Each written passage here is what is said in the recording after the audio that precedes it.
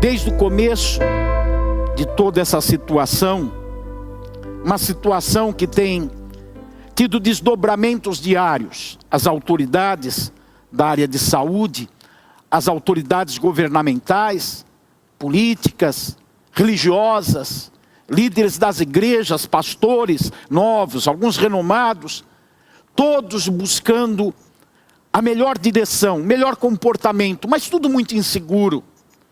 Ninguém estava preparado para isso.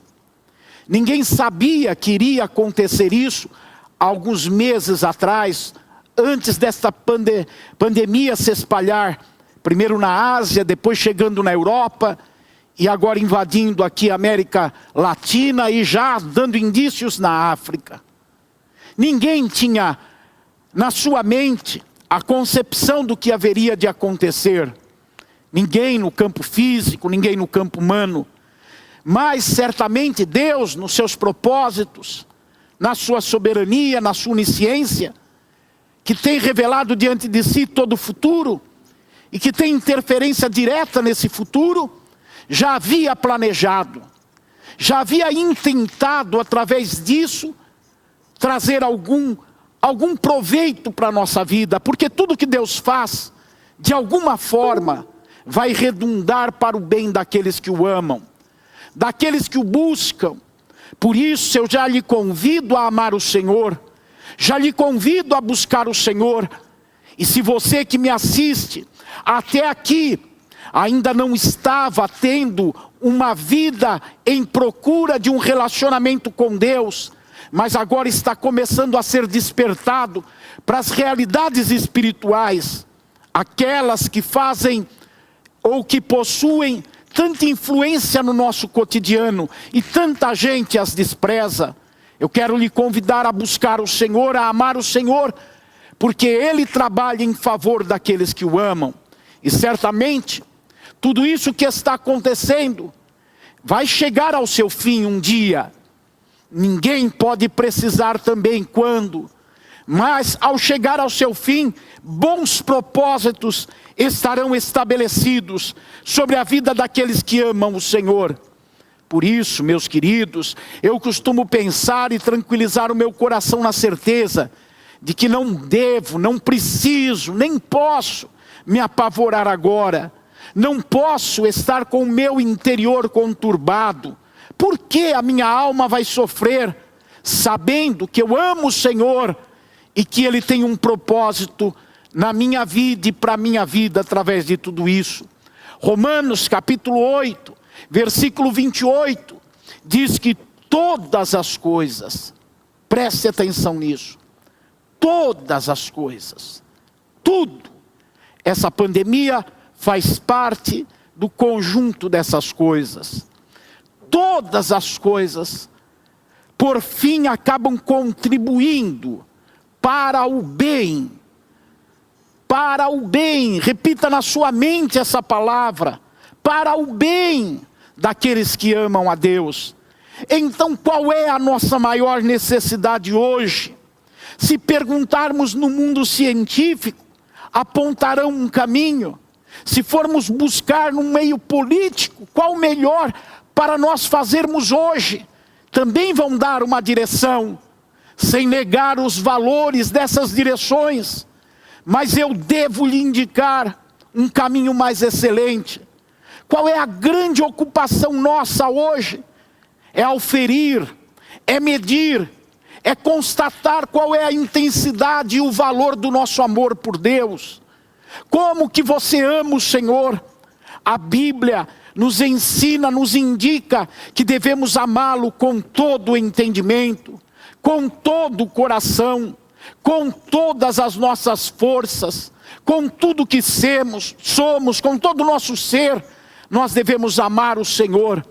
Esse é o maior de todos os mandamentos, amar a Deus sobre tudo.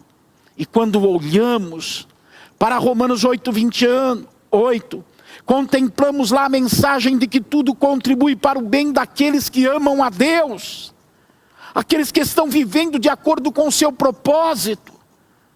Então, se você amar a Deus, você pode tranquilizar o seu coração, pode acalmar a sua alma e dizer como salmista: por que te perturbas dentro de mim, ó minha alma?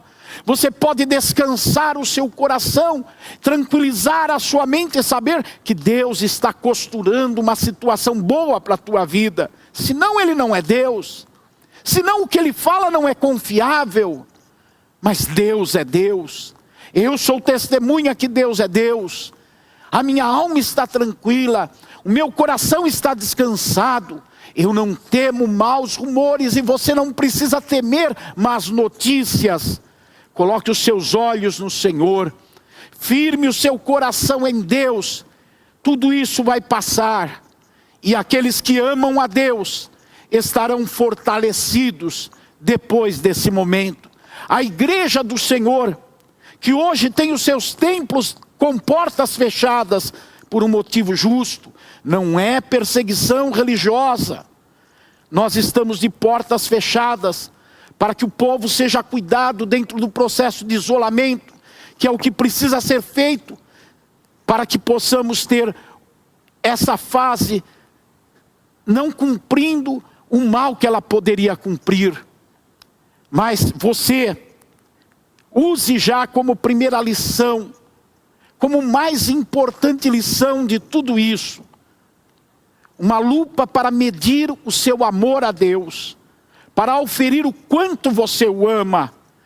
E você vai poder identificar isso na medida que você sondar o seu coração e avaliar o quanto você está temendo essa situação, o quanto você está se apavorando diante dessa situação. Nós cristãos temos alguns versículos decorados, temos alguns textos bíblicos e alguns conceitos assimilados. Mas não é o fato de conhecê-los, de repeti-los, que garante que nós estamos confiantes. É a tranquilidade da alma, é a serenidade na mente, que nos garante que o nosso amor a Deus é intenso e verdadeiro, e que isso produz em nós a confiança de que todas as coisas estão acontecendo para o nosso bem. Todas as coisas. Apoiado nessa palavra, a minha mente se volta, e não de hoje, mas desde o primeiro instante que comecei a ter informações sobre todo esse mal que assola a terra, que assola o mundo, que alcança pobres e ricos, religiosos e ateus, todos, de todas as classes sociais. Desde o começo, a minha mente tem sido conduzida pelo Espírito Santo. Há um texto que eu acredito que muitos cristãos também estão tendo o mesmo tipo de impressão do Espírito. Nesse texto que indiquei para vocês, em Êxodo, capítulos 11 e 12 mais especificamente, onde a palavra de Deus trata a respeito do momento final, do último episódio de um planejamento grande de Deus. Um planejamento que começou há muitos anos atrás. Antes disso, quando Deus chamou um homem chamado Abraão e lhe fez promessas, e a partir dali começou a construir um povo, que depois tornou-se um povo numeroso na terra do Egito, um povo que teve influência debaixo da sua formação por alguém, José, que se tornou governador de toda a terra do Egito. Mas esse povo, com o passar dos anos, passou a ser oprimido naquela nação. E Deus, dentro de um plano maior, olhando, observando tudo isso e conduzindo todas as coisas, Deus planejou livrar aquele povo, tirar aquele povo do Egito, para conduzir aquele povo a uma terra especial, a uma condição especial, a uma vida especial. E Deus começou a trabalhar nas circunstâncias. E trabalhando nas circunstâncias, chegou um momento que Deus resolveu usar a vida de um homem chamado Moisés, para que esse homem se transformasse no libertador daquele povo. A obra de Moisés começou, o trabalho de Moisés começou e foi se desenvolvendo em várias etapas. Por fim, diante de um faraó, de um rei, de um dominador duro, um dominador sem compaixão. Deus estabeleceu como único caminho para trazer o seu plano à execução pragas, pestilências, destruições que aconteceram em toda a terra do Egito. 9 delas foram lançadas sobre todo o império egípcio, mas não surtiu resultado. A Bíblia, a palavra de Deus diz em Hebreus capítulo 1, versículo 1, que Deus fala de muitas maneiras. Deus tem falado de muitas maneiras. Hoje tem falado, nos últimos anos tem falado de muitas formas. Nem todos ouvem. Deus falou através de 9 situações desagradáveis para o povo do Egito. Mas o povo não ouviu. Deus tem falado com as nações. Deus tem falado dos altares, dos púlpitos. Deus tem falado nos sonhos. Deus tem falado por circunstâncias, por situações. Mas o povo desse grande Egito que é o mundo hoje, não tem ouvido. Governantes não têm ouvido. Autoridades não têm ouvido. Assim como o Faraó. Mas quando chegamos no capítulo 11 de Êxodo, no epílogo da situação, Deus define que agora vai falar de outra forma. Ele vai falar de uma forma mais dura. Uma forma que vai envolver mortes. Uma forma que vai envolver uma pandemia naquela época. Que vai passar por todo o Egito. Que vai alcançar todas as casas do Egito. Que vai chegar em todas as famílias do Egito. E alguém de cada família vai morrer. Que calamidade. Que tristeza. Que situação. Eu pergunto, precisava chegar a isso? Não, não precisava. Não precisava que cada filho primogênito dos egípcios morressem. Não, Deus não foi culpado da morte dos filhos primogênitos. Mas aquele povo duro de coração foi o culpado. Com as suas maldades, com os seus crimes, com a sua falta de temor a Deus. Aquele povo do Egito foi culpado. Aquele povo do Egito se fez responsável para que um tratamento mais forte, mais pesado fosse aplicado. E isso aconteceu. Depois de todas essas pragas, as 9, começou a morrer o primogênito de cada família no Egito. Deus está construindo todo um propósito na história. Deus está construindo através de detalhes uma situação para colocar o seu povo numa condição melhor. Para libertar Israel, o seu povo, da escravidão. Para que o seu povo tivesse temor autêntico e verdadeiro no seu coração. E soubesse que só o Senhor é Deus. Deus trabalha nas circunstâncias. E aqui no capítulo 11...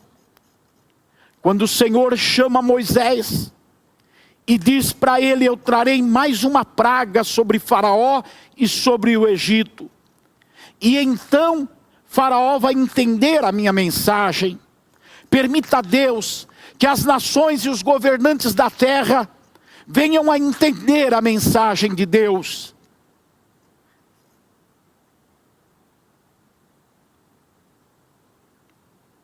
E então, no versículo 1 ainda, diz que Faraó vai permitir que o propósito de Deus se cumpra e o seu povo saia daquela escravidão. Mas Deus continua mostrando o quanto Ele cuida dos detalhes. Ele indica que iria trazer provisão para o povo. E eles sairiam com as riquezas do Egito, no versículo número 2. No versículo 3 nós percebemos que naquela altura Moisés já era um homem famoso no Egito. A sua voz era ouvida com respeito diante dos oficiais de Faraó. E todos prestavam muita atenção no que Moisés falava. Deus está conduzindo as coisas. Aquela morte vai passar pelo Egito, mas o povo de Deus vai ser um povo que encontra um escape. No versículo 7 diz: porém, contra nenhum dos filhos de Israel, desde os homens até os animais, nem mesmo um cão rosnará, para que vocês saibam que o Senhor fez distinção entre os egípcios e os israelitas. E aqui habita a minha preocupação como pastor, como servo de Deus. Pessoas do meio do povo de Deus que se apavoram. Prestem atenção, eu não estou dizendo que não devem se tomar os cuidados. Eu estou dizendo de tomar cuidados com uma mente, um coração, uma alma tranquila. Tomar cuidados com as atitudes sendo feitas sem o estresse, sem o pânico, sem o desespero, sem o medo. É um problema quando pessoas que estão no meio do povo de Deus tomam cuidados ou não tomam cuidados e estão apavoradas. Por quê? Porque um dos propósitos de Deus com aquela pandemia no Egito era mostrar que havia diferença entre os egípcios e os israelitas. Final do versículo 7. Deus tem o propósito de indicar isso, de mostrar isso. Portanto, você que ama a Deus, você que pega a régua de medição e consegue medir que o teu amor a Deus é um amor acentuado, é um amor verdadeiro, então você vai entender que tudo está acontecendo para o teu bem. Então você vai ter tranquilidade na tua alma por saber que você é diferente. Deus está querendo dizer: os meus estão debaixo de proteção. Os meus estão debaixo de cuidados. O que você tem que pensar e se perguntar é se você é de Deus. Se você ama verdadeiramente a Deus. Se você norteia a sua vida para amar a Deus. É isso que está na hora do povo de Deus pensar. Não se vai ficar doente. Não se vai ter problemas econômicos. Não. Não se preocupe com isso se você chegar à conclusão de fato, de verdade, de que ama a Deus sobre todas as coisas. Então tem uma mensagem de Deus para você e para o mundo. A mensagem de Deus é essa: o meu povo é diferente. O meu povo tem tratamento diferente. O meu povo tem proteção. O meu povo está coberto. E aí começa um direcionamento de Deus para conduzir a efeito aquela pestilência mundial, cumprir um propósito. De ao mesmo tempo falar com os egípcios, despertar os egípcios, para que eles passem a ouvir Deus, para que eles saibam que Deus é o único Deus verdadeiro. E por outro lado, para que o seu povo saiba que ele é um povo diferente, que tem uma proteção maior, que tem um cuidado maior, que a sua vida não está entregue às circunstâncias, mas que tem um Deus que lhes dá cobertura. As duas mensagens estão sendo passadas, para que o povo entenda.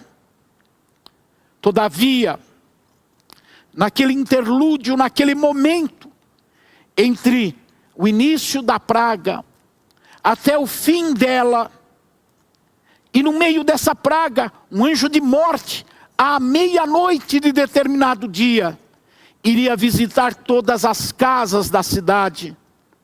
Mas Deus dá recomendações, e Deus diz quais são os cuidados que o seu povo tem que ter. Preste atenção, com inteligência, preste atenção nessa mensagem. Deus diz quais os cuidados que o seu povo tem que ter.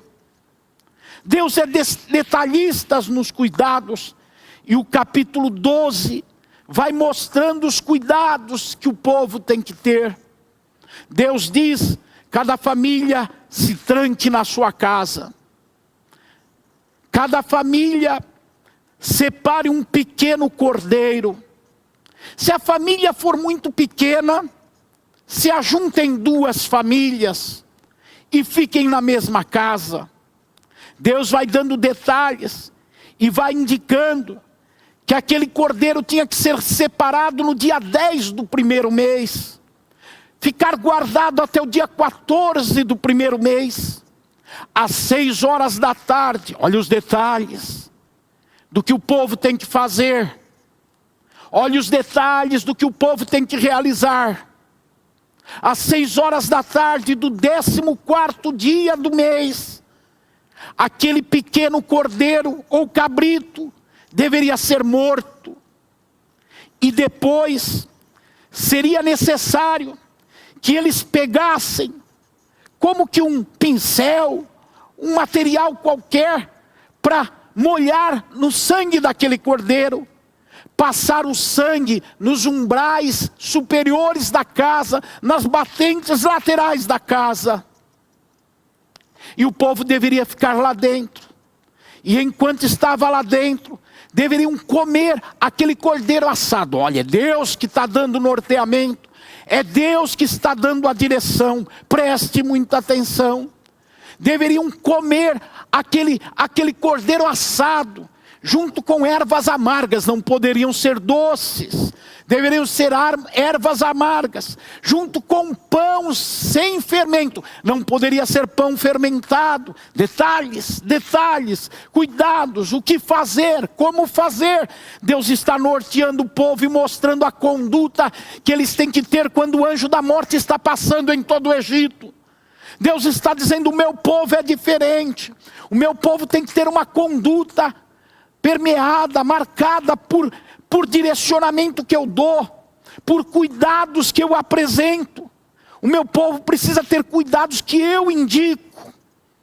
E Deus vai dando detalhes. Deus fala: o que sobrar para o outro dia, não comam. Não pode comer no café da manhã.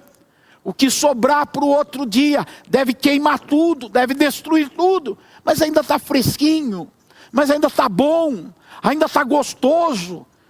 Parece aquela pizza de ontem à noite, que hoje de manhã para o café ela está mais gostosa. Vamos comer. Não, não pode, porque Deus deu um detalhe. O que sobrar, jogar fora, queima, destrói. Não pode comer, não pode ter prazer naquilo. Por que tudo isso? E por que eu estou trazendo à tona tudo isso? Se você quiser interpretar essa minha mensagem de uma forma literal, você vai ser louco. Se você quiser pegar essa mensagem e ir lá matar o teu gato, e colocar sangue na porta da tua casa, e comprar erva amarga, pão sem fermento, colocar em casa, se trancar, se fechar com uma outra família, se a sua for pequena, ou então só a sua casa, porque os detalhes, o pregador está dizendo isso. Calma. E agora é o momento de você ouvir, continuar ouvindo essa mensagem com muita atenção e muita inteligência. Porque nós estamos ouvindo norteamento de todos os lados. Tem médicos, cientistas, governos, autoridades e até líderes religiosos dando direções das mais diversas para todas as pessoas, do que elas devem fazer. E uma boa parte dessas indicações são atitudes recomendáveis, são cuidados recomendáveis. É importante o isolamento agora, é importante não ter o contato com pessoas, contato físico agora. As autoridades estão dizendo isso, e é verdade. É importante a higienização das mãos, é importante ficar atento aos sintomas, é importante cuidar das pessoas que estão em área de risco. As autoridades estão dando norteamento e é verdade. Muitas dessas direções precisam ser acatadas num plano físico, é verdade. Todavia, quem está no controle de tudo é Deus. Todavia, quem está no controle de todas as coisas é Deus. É Ele o soberano. Essa praga começou no mundo o dia que Deus permitiu que começasse. E ela vai terminar o dia que Deus quiser que ela termine. As autoridades, os governos, os líderes religiosos, políticos, todos eles não têm o domínio da situação. Nenhum deles tem o poder de controlar a situação, mas Deus tem. O Deus que diz: o meu povo tem um tratamento diferenciado. Nós temos de um lado muita gente dando norteamento, e no meio dessa gente tem muitos que estão dando norteamentos bons e que devem ser praticados, mas tem muita palpitaria, tem muita gente alarmada com caos e fazendo atos de desespero, tem muita gente dizendo o que deve fazer e não sabem o que estão falando. Mas Deus, que tem o controle de tudo, tem um norte para o seu povo. Deus tem um norte, uma direção para o seu povo. E sabe qual é o perigo que o povo de Deus passa? É atentar tanto para esses norteamentos, tanto e ter tanto cuidado com essas direções dadas por aqueles que até bem intencionados estão, mas que não têm o controle na situação, a ponto de se distrair e deixar de ouvir o que Deus está falando, e menosprezar o norteamento que Deus dá. E o norteamento de Deus para o povo dele é apenas tomar duas providências. Duas providências. A primeira eu já falei. A primeira providência é auferir, é medir se há um amor verdadeiro no seu coração por Deus. Um amor sobre todas as coisas. Um amor que te leva a negar a si mesmo, as suas paixões, aos seus desejos. A confiar em Deus nas suas necessidades a ponto de não se desesperar. Um amor por Deus e a Deus que é maior do que o amor que você tem pela sua própria vida. Que é maior do que o amor que você tem pelos seus filhos. Que é maior do que o amor que você tem pelos seus pais e por qualquer outra pessoa. Que é maior do que o amor que alguém possa ter pelo dinheiro. Se você é essa pessoa, é esse o primeiro norte que Deus te dá nessa pandemia. Estão lá gritando: usa gel, use. Se isole. Não toque, não toque. Estão lá gritando tudo isso, é tudo verdade. Mas você está ouvindo a voz de Deus te dizendo quanto você me ama. O teu amor é suficiente para você não ter medo. Porque se você me ama, eu te amo. E o amor espanta o medo. Está escrito lá na carta de João. Onde o amor está aperfeiçoado, o medo vai embora. Não tem lugar para medo. Não tem lugar para pavor. Então é o momento de ouvir a recomendação de Deus. Você fica pensando: será que eu fiz tudo certo do que estão falando? Será que falta fazer alguma coisa? Mas será que você está pronto para pensar: será que eu estou ouvindo o que Deus fala? Estou fazendo o que Deus determina para a minha vida? Deus está dizendo para mim, para você, para o povo dele: vocês são diferentes. Eu cubro a vida de vocês. Mas sondem se vocês são realmente meu povo. Porque o meu povo me ama acima de todas as coisas. As promessas de Deus não são para todos, indistintamente. Não é promoção de mercado. As promessas de Deus são para aqueles que o amam. A proteção de Deus é para aqueles que o amam, que sabem que são amados por Ele e o amam. Essa é o primeiro norte que Deus dá. É o gel da tua alma. É o gel que limpa a tua mente, que higieniza o teu coração, que te evita o contato com o mal, com o vírus do pecado. É o amor a Deus. É o amor que leva a obedecer os mandamentos. Porque Jesus disse: aquele que me ama é o que guarda os meus mandamentos. Aquele que me ama é aquele que me obedece. não é aquele que ama cantando, mas é aquele que ama obedecendo. É aquele que ama renunciando a si mesmo, porque não ama a sua vida mais do que ao Senhor. Primeiro norte que Deus diz é: passe o gel do amor na sua mente, passe o gel do amor no seu coração, passe o gel do amor nas suas mãos e meça as suas obras, seus comportamentos, se eles estão em harmonia com os meus mandamentos. Deus só dá duas direções ao seu povo nesse momento. Ele indica esse caminho: meça o amor, veja se você está cheio de amor por mim. E qual é a outra direção?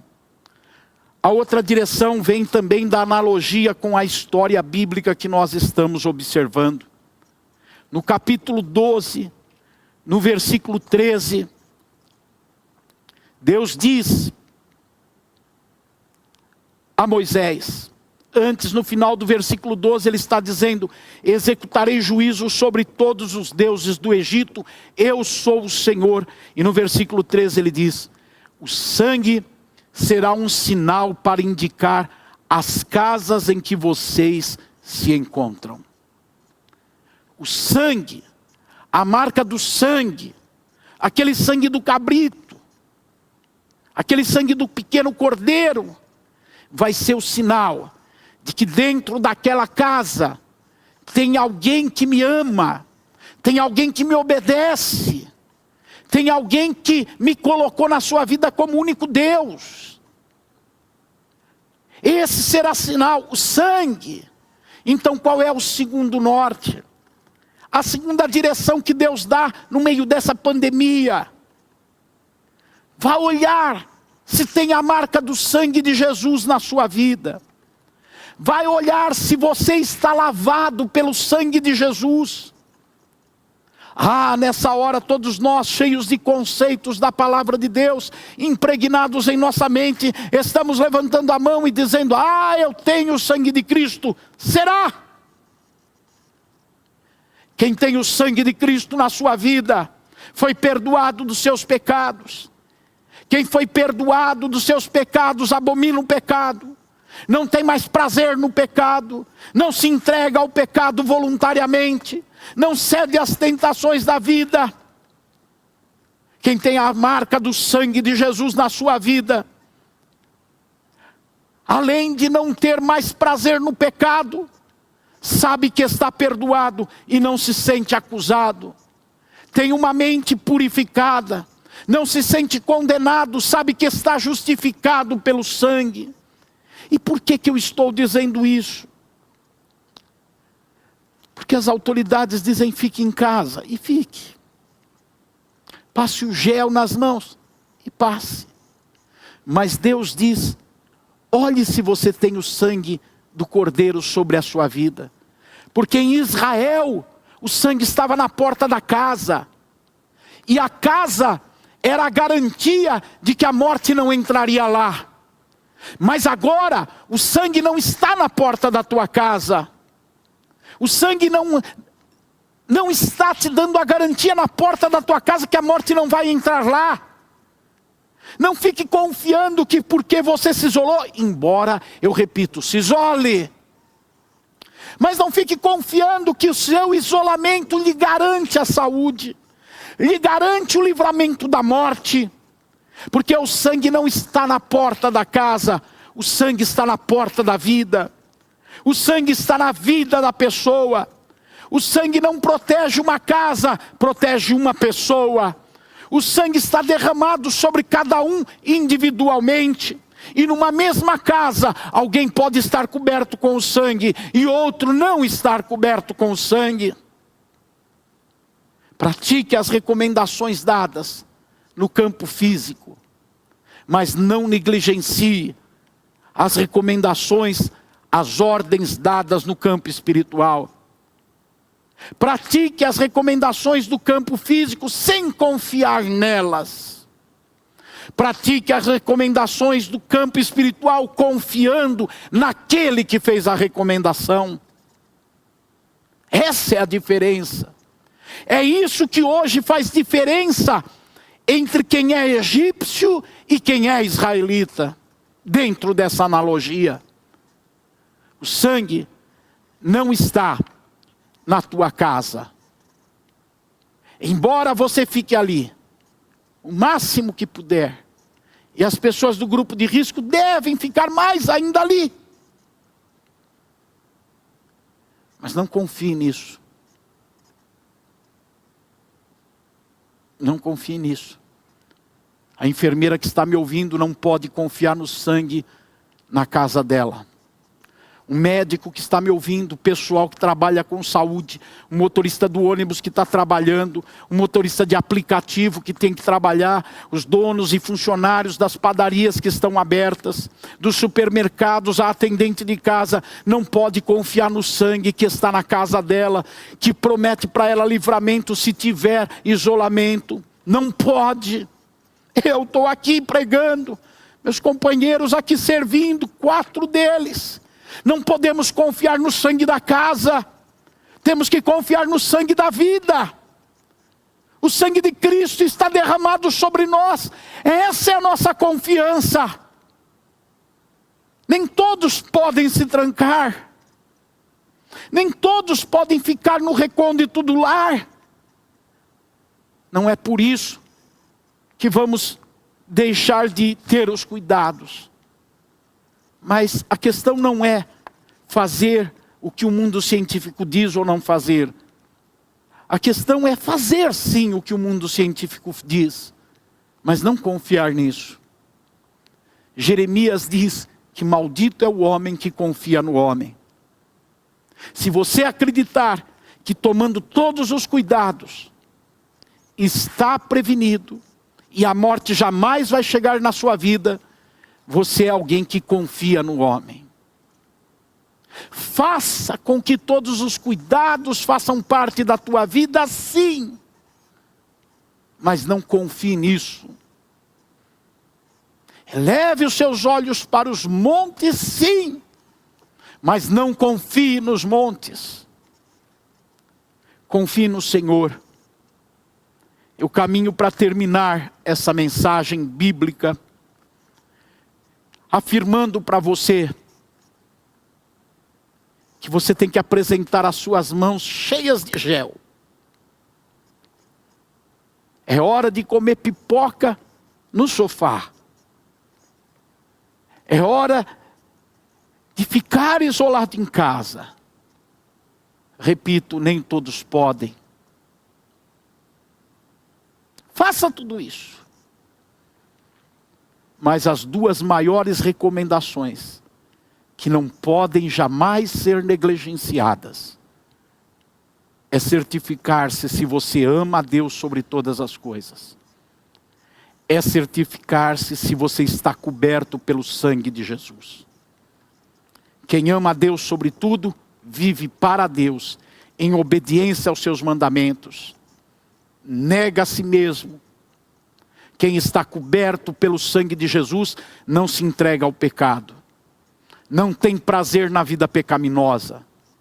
Antes se afasta dela. Lembre-se que o mundo é o mundo. O Egito é o Egito. O coração do Egito é sempre duro. Que coronavírus comportado no Brasil, ele esperou passar o carnaval para chegar. Que coronavírus educado, ficou na fronteira. Ficou esperando passar o carnaval para depois chegar. Lembre-se que o mundo é mundo. Nesse tempo mesmo, está cheio de gente querendo ter proveito político na situação. Está cheio de gente querendo ter proveito econômico na situação. O mundo é mundo. Tome os cuidados.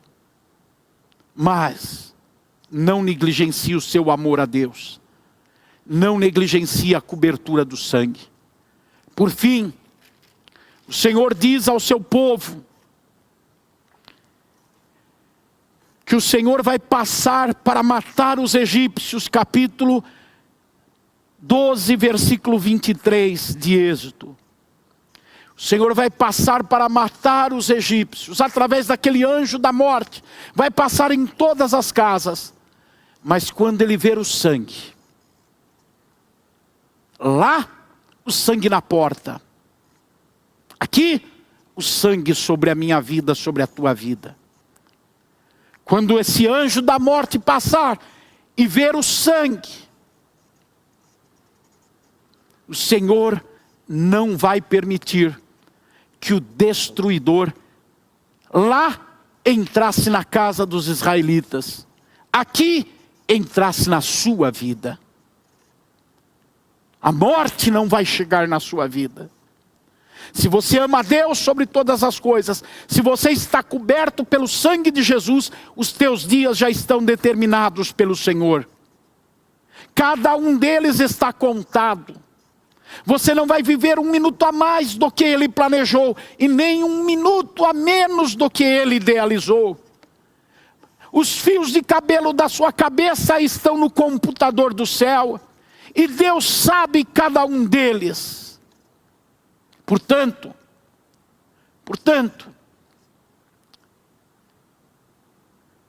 não tenha medo.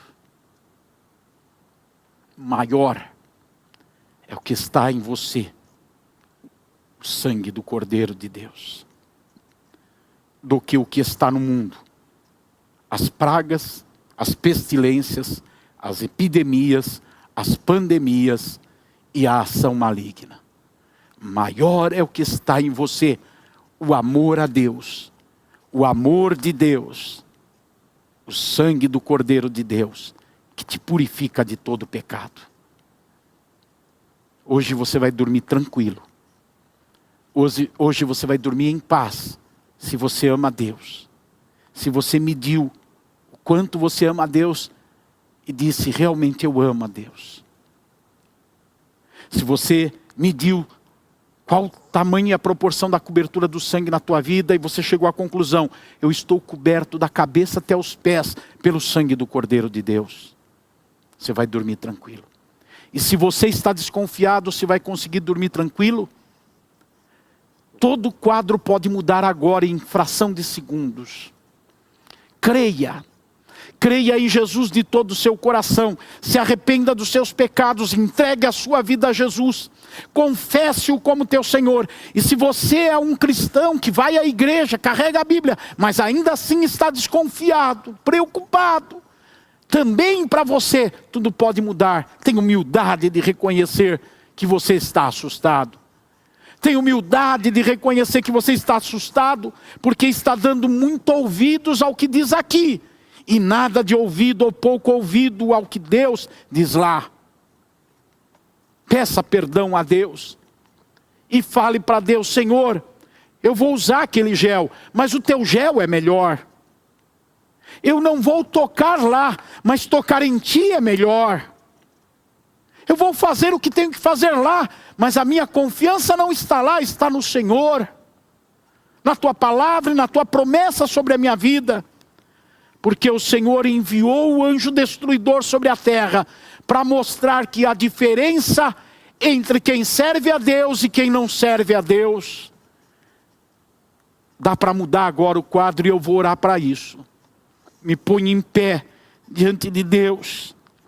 E se você está na sua casa ou em qualquer lugar e precisa ver o quadro mudar, o medo, o assombro, o temor mudar, se tem algo que atrai Deus, é você ter humildade. Aquele que é humilde, Deus se aproxima dele, ele não resiste a um coração humilde. Muitas pessoas estão sofrendo pânico sendo crentes, e estão apavoradas. Falta para elas humildade, para olhar para a palavra e dizer, a palavra de Deus é verdade. No amor não tem medo, não tem pânico. Posso descansar, tomo os cuidados, mas não confio nos cuidados.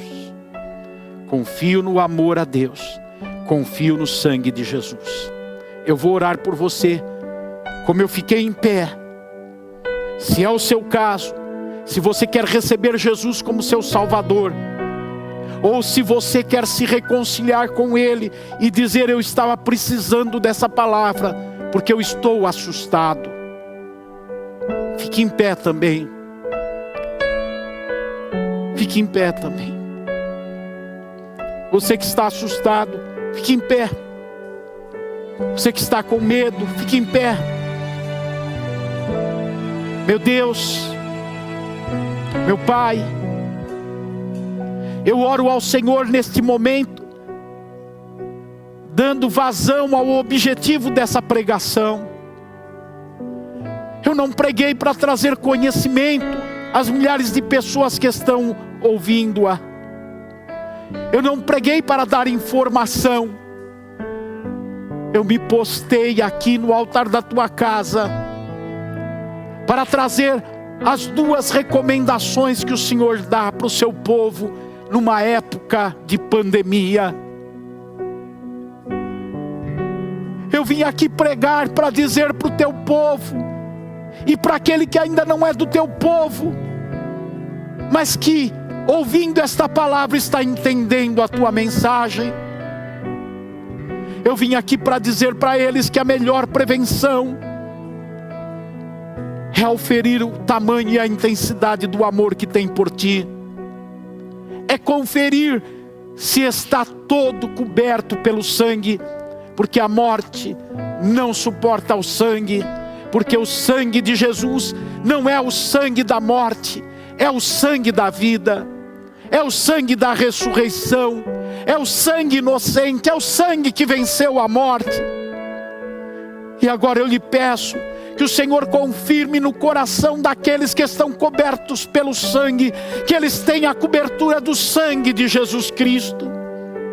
E aqueles que agora estão sendo cobertos pelo sangue, que venha sobre eles uma paz que excede o entendimento, e eles sejam guardados. Deus, tua palavra nunca voltará para ti vazia, sempre vai atender o teu propósito. E eu acredito que em algum lugar ele está chegando e cumprindo o propósito de purificação de pecado. Em outro lugar está chegando e cumprindo o propósito de restauração de santidade. Em outro lugar está cumprindo o propósito de despertamento espiritual. Estou munido dessa certeza e entrego os resultados desta mensagem a ti, porque só tu podes fazer a tua palavra prosperar. Te louvo e te agradeço, em nome de Jesus. Amém.